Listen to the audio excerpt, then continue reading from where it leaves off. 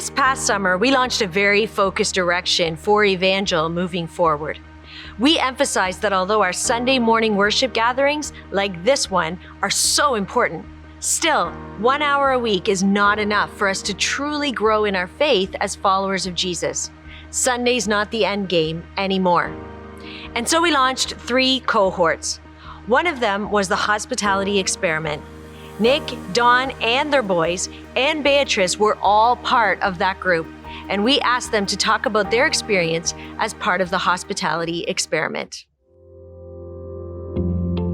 What were you expecting?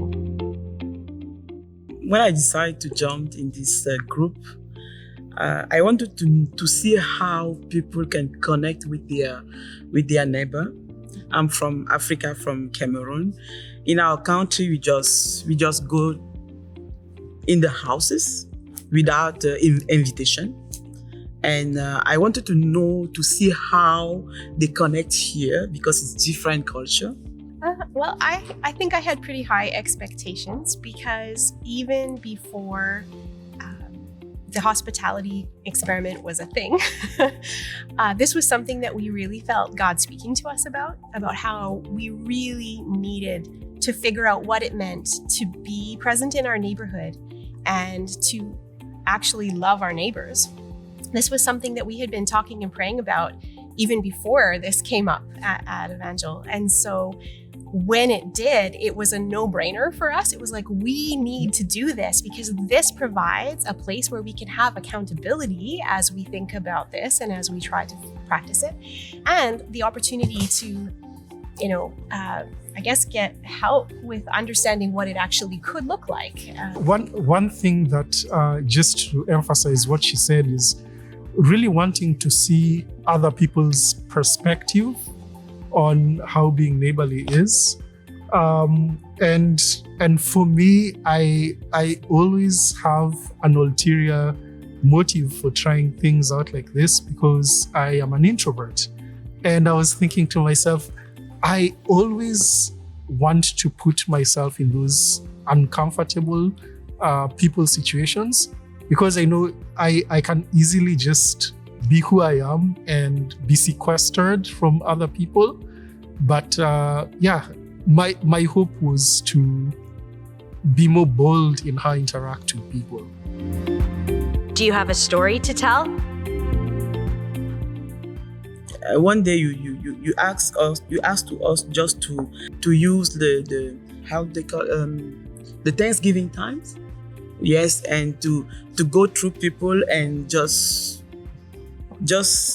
be natural and let them know that we are practicing hospitality. And I used the same word.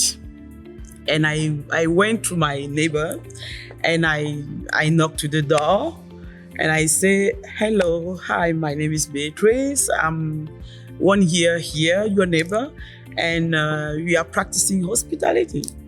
And for the Thanksgiving, we want to invite you home so we can share something together.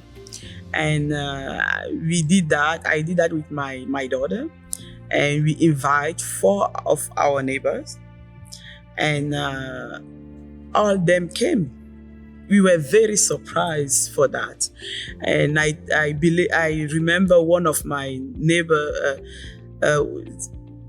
shared with us that the previous neighbor, because we are at Mascouche now since last year, 1 year ago, and he said, hi, I'm 25 years here, I'm the oldest here, but never talk with my neighbor more than 30 minutes. We start to build a community. In order for this story to happen, first, I had to have a little bit of a change of heart because with these COVID times, I've been quite fearful about interacting with people that I don't know and I don't know who they've been in contact with and all that. So I had a lot of fear about, the potential exposure risks. And so I had been really cautious about letting my kids, try and get to know the neighbor kids and things like that. But I really had a strong conviction at one point that if we're just playing in our backyard when other kids are out playing in their front yard, they're going to think that we don't want to be friendly with them, that we don't want to be, getting to know our neighbors. And after this change apart, where I had to just say, I'm going to put aside this fear and say, being a good neighbor is really important, like making sure that they know we do care about getting to know them. Once that happened, and I said, okay, guys, you can go and see if they're willing to let you join in their soccer game that they were having in the street. And when my kids started going and doing that, it just changed everything. We suddenly had these long, drawn-out conversations with our neighbors, and the guys would play soccer with the kids while different moms are watching over the really little ones, and just having conversations and being able to have chances to chat. And even now that it's getting colder, we were still talking, what can we do as it gets colder? Should we go snowshoeing together? Things like that. We've suddenly started to develop relationships. Another one was like, we should walk and have more chances to chat together. And so this laying down of my fear completely changed for us the dynamic of interacting with our neighbors. And I feel like as if God really worked in my heart and also made a much more pleasant neighborhood at the same time for us. There are two things mainly. The first of which is my Christian university culture. I didn't go to a Christian university, but the Christian Union in my university was really into short-term missions, and would go out and would preach and would do rallies and that kind of thing. So it's really gung-ho for wherever you are, make sure you're reaching people for Jesus. And it was always a pressure for me.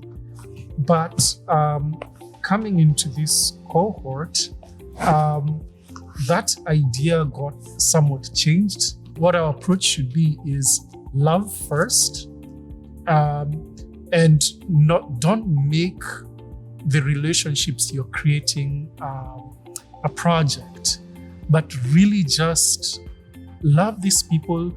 God's working in their lives. He's going to, if there's an opportunity to talk about your faith, it can come up. It probably will, but why you choose to interact shouldn't be a project. And for me, that was a very, very big thing. The other thing also was learning to slow down. We've got 2 young kids. Our careers are very busy at the moment. We hardly have any time. We've been struggling with childcare challenges.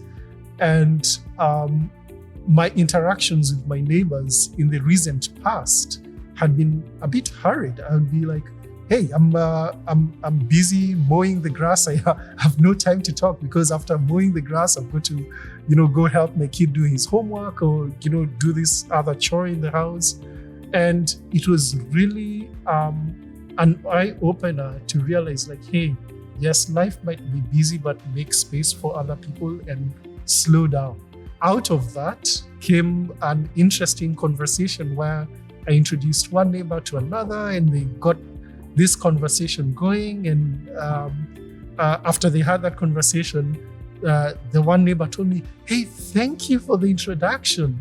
But for me to make the introduction and to stop doing what I was doing, I think I was mowing the grass or leaf blowing, something along those lines. One of my neighbor really like my food, and every time I send kids to bring food to her. And one day she was bringing me back my containers, and she said, I need a comfort. And I say, what happened? And she said, I have a pain in my heart. And I say, do you want to share? And she said, yeah, I feel like I can share with you. And she said, my friend, my best friend, just passed away. And I just take her and she started crying. And she cried like about 15 minutes, just crying, yeah. And at the end, she said, I knew that if I came and met you, you would bring me comfort. What would you say to someone that's considering the hospitality experiment? Go for it. It is the perfect environment in which to reflectively consider the question of what does it mean to love our neighbor as we love ourselves? That is what we've been asked to do, and most of us probably aren't sure how to do it. So this is how to find out. Do it. Or just do it. and really expect really good surprises out of this. Yeah. Just do it. It's the good environment to see how people can connect with others, and if it's someone who is foreign, who's from Africa, I think it's very good environment to see how to get tool, to know how to approach people, to connect with people, because it's very different, it's different. Yeah. It's the best place for me. Our next hospitality experiment begins January 13th for 12 weeks. Online, 1 hour, Thursday evenings at 7 p.m. Registration is now open. Text hospitality to the number on the screen for more information. If you're ready to discover where God is at work in your neighborhood, come and be a part.